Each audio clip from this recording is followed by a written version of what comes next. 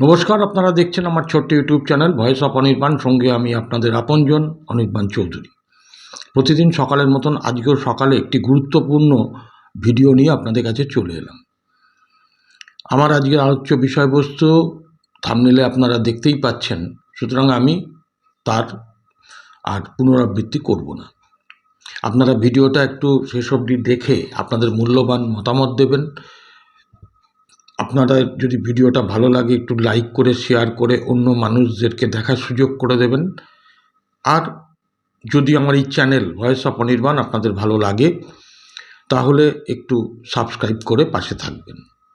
দেখুন, আমি এই ভিডিও শুরুতে গতকাল আইএসএফের যে প্রতিষ্ঠা দিবস উপলক্ষে সমাবেশ ছিল, বাস্তবিক পক্ষে সেটা ঐতিহাসিক সমাবেশই হয়েছে। সমাবেশের যে স্থান তারা নির্বাচন করেছিলেন শহীদ মিনার ময়দান, লোক সমাগম দেখে মনে হয়েছে যে সেই মাঠটা নিতান্তই ছোট ছিল। অর্থাৎ বুঝতেই পারছেন লোক সমাগমটা কীরকম হয়েছে। তো সেই সমাবেশের পরে একটি বৈদ্যুতিন সংবাদ মাধ্যমকে দেওয়া জোট প্রসঙ্গে একটি সাক্ষাৎকারে তিনি কি বলেছেন, আগে সেইটা একটু আমি আপনাদের শুনিয়ে নিই, তারপরে আমি এই বিষয়ে দু একটা কথা বলবো। শুনুন নওশাদ সিদ্দিকী কি বলেছেন। করবার জন্য প্রস্তুত, বিজেপি এবং তৃণমূলকে হারানোর জন্য, সহজে যাতে হারানো যায় তার জন্য, কষ্ট কম যাতে করে বেশি ফল পাওয়া যায় তার জন্য জাতীয় কংগ্রেস, লেফট ফ্রন্ট আরো যে সমস্ত সেকুলার ফোর্স গুলো আছে তাদেরকে আমরা জানিয়েছি। 21শে জানুয়ারির প্রস্তুতি হয়ে গিয়েছিল বলে এই কটা দিন মধ্যখানে গ্যাপ পড়ে গিয়েছে।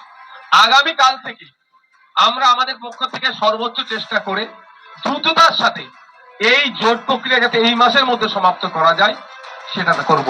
না হলে কলকাতার রাজ্য স্তরে জোট হয়ে যাবে, বুথে লেভেলে এই জোটের ইম্প্যাক্ট কিছু আসবে না। সেই জন্য আমরা বলেছি লেফট ফ্রন্ট বা কংগ্রেস আরো যে সমস্ত ফোর্স গুলো আছে তাদের সাথে আলোচনা চলছে, আর কয়েকটি দলের সাথে আলোচনা করতে বাকি আছে। সকলে ঐক্যবদ্ধ হয়ে আশা করছি এই জানুয়ারির আমরা আমাদের অবস্থান ক্লিয়ার করে দেবো। আর নওশাদ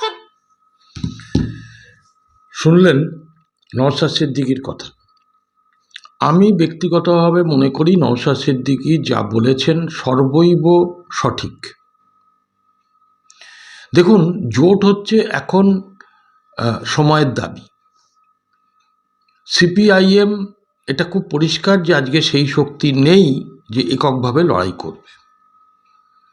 তৃণমূল আর বিজেপি এই দুটো দলের যা অর্থ, যা অন্যান্য শক্তি, তার ধারে কাছে কিন্তু বাম, কংগ্রেস, আইএসএফ এরা নেই।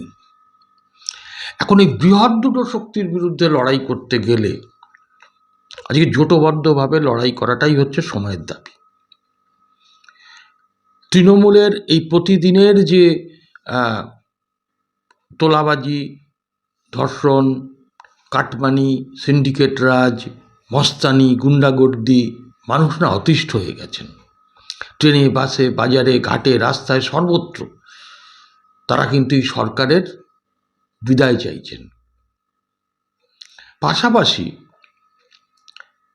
প্রধান বিরোধী দল যে বিজেপি, যারা ৭৭টা আসনে জিতেছিল 2021 সালে, তারা কিন্তু মানুষের বিশ্বাসযোগ্যতা হারাচ্ছেন। 2014 তো বটেই, 2021 সালেও মানুষ মনে করেছিল যে তৃণমূলের এই অপশাসন থেকে মুক্তি পেতে গেলে বিজেপিকেই দরকার। কারণ বিজেপি একমাত্র পারে, যেহেতু তারা কেন্দ্রের ক্ষমতায় আছে, তাই এই চোর সরকারটাকে টাইট দিতে পারে বা দলটাকে টাইট দিতে পারে একমাত্র বিজেপি। কিন্তু অভয়ার বিচার থেকে শুরু করে বিভিন্ন ক্ষেত্রে তারা কিন্তু আজকে হতাশ হয়ে গেছে।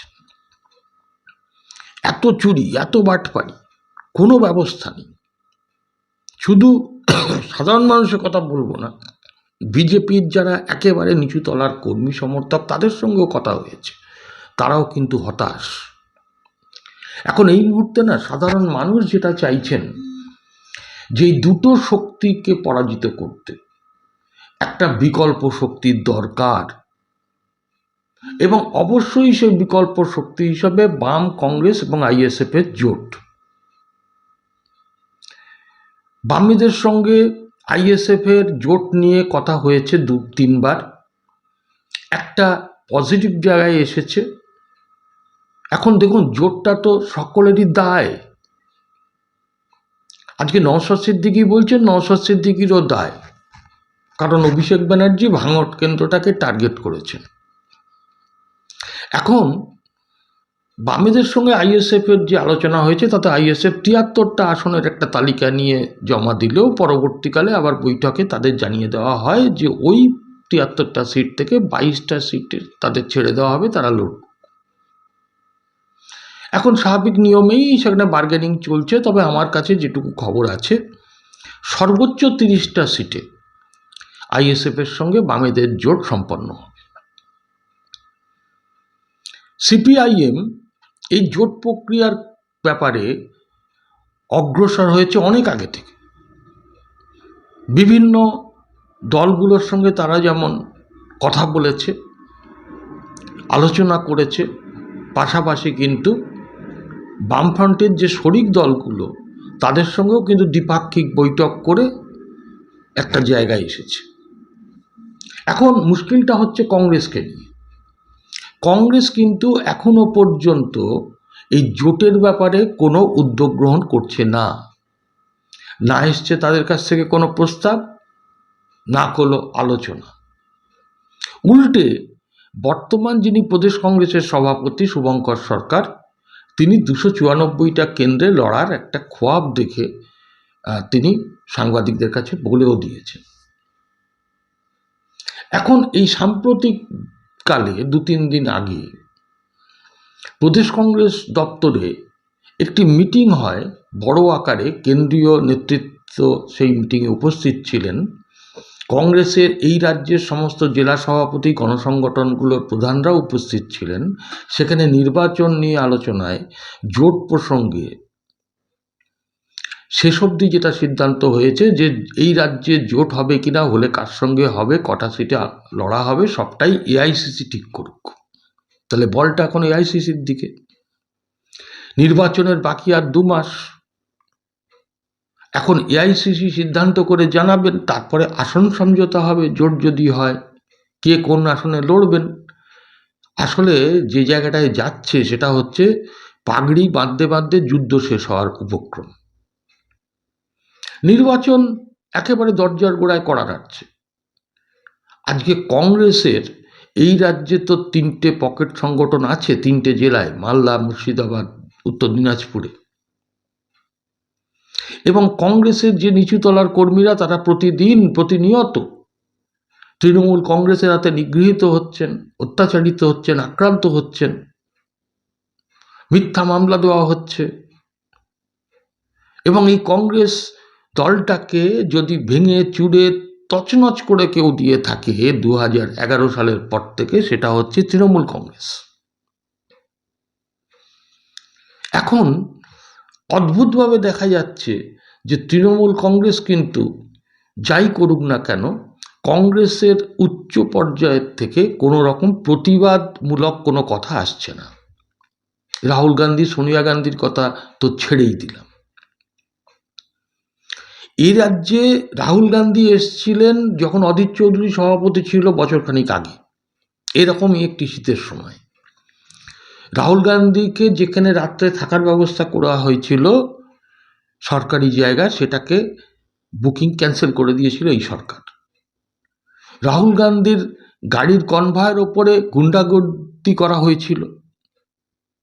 রাহুল গান্ধীর সভাস্থল নিয়ে তারা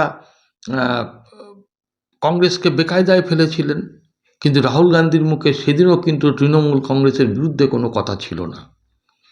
এখন কংগ্রেস নেতৃত্ব কি কেরলের নির্বাচনে বামেদের সঙ্গে যেহেতু সম্মুখ সমর, এবং সেই সম্মুখ সমরটা একেবারে পশ্চিমবঙ্গের নির্বাচনের প্রায় সমসাময়িক কালে, তাই কি তারা একটু দ্বিধান্বিত? তাই যদি হয় তাহলে তো বামেদের ক্ষেত্রেও সেই দ্বিধা থাকার কথা, কারণ লড়াইটা তো কোনো বামেদের সঙ্গে। কিন্তু রাজনীতিটা পরিস্থিতির পরিপ্রেক্ষিতে সিদ্ধান্ত নেওয়ার ব্যাপার। পশ্চিমবঙ্গে আজকে যে গুন্ডারাজ চলছে, এবং সেই গুন্ডারাজকে পরোক্ষে টিকিয়ে রেখেছে আরএসএস, বিজেপি, এই দুই শক্তিকে উৎখাত করে পশ্চিমবঙ্গকে আবার একটা রাজ্যে সুস্থিতি আনার জন্য মানুষ চাইছে কিন্তু একটা বিকল্প শক্তি, যে বিকল্প বাম, কংগ্রেস এবং আইএসএফ। আবারও বলছি, তাই কংগ্রেস যদি এই ক্ষেত্রে দেরি করে বা কংগ্রেসের যদি কোনো রকম সফট মনোভাব থাকে রাজ্যের তৃণমূলের ব্যাপারে, দিল্লির 29 সালের নির্বাচনের লড়াইকে মাথায় রেখে, তাহলে কিন্তু এই রাজ্যে কংগ্রেস তো সাইনবোর্ড থেকে ভিজিটিং কার্ড হয়ে গেছেন। এই কংগ্রেস কিন্তু আগামী দিনে স্ট্যাম্প হয়ে গেল, পোস্টাল স্ট্যাম্প হয়ে গেল, অবাক হওয়ার কিছু থাকবে না। এবং এই রাজ্যে তৃণমূলের বা বিজেপির বিরুদ্ধে যে একটা শক্তি হিসাবে কংগ্রেসকে মানুষ ধরে জানে, সেই কংগ্রেসকে কিন্তু এই শক্তির পক্ষে পরোক্ষে কাজ করেছে বলেই কিন্তু ইতিহাসে লেখা থাকবে। সুতরাং নওশাদ সিদ্দিকী যেটা বলেছে, ওই জোট করে প্রেস কনফারেন্স করে হাতে হাত দিয়ে ছবি তুললে হবে না, জোটটাকে একদম বুথ স্তর অবধি নিয়ে যেতে হবে। অনেক সময় চলে গেছে, এমনি দেরি হয়ে গেছে, আর দেরি না করে এই জোটের কাজটাকে তাড়াতাড়ি করা উচিত। কংগ্রেসের মনোভাব বুঝে, কংগ্রেস যদি একান্তই না থাকতে চায় তাহলে বাম এবং আইএসএফই লড়ুক। আমি বলছি দায়িত্ব নিয়ে, আমার যেটা ধারণা, এই রাজ্যে কিন্তু বাম আর শূন্য থাকবে না। ক্ষমতায় আসবে কিনা সে কথা আমি বলছি না, এখনই it is too early to say. কিন্তু নওশাদ সিদ্দিকী তো এখন 293 জনের বিরুদ্ধে লড়ছেন। আগামী দিনে বামেদেরও সাথী করে বিধানসভা যে দলই ক্ষমতায় আসুক, তাদের কিন্তু একটা শিরোপীড়ার কারণ হয়ে দাঁড়াবে, মানুষের দাবিগুলো আদায় করার একটা বড় সেতু হিসাবে কাজ করবে। তাই আপনাদের মতামত আপনারা জানাবেন। চ্যানেলটাকে ভালো লাগলে সাবস্ক্রাইব করবেন। আজকে এটুকুই, আবার দেখা হবে পরবর্তী এপিসোডে। নমস্কার।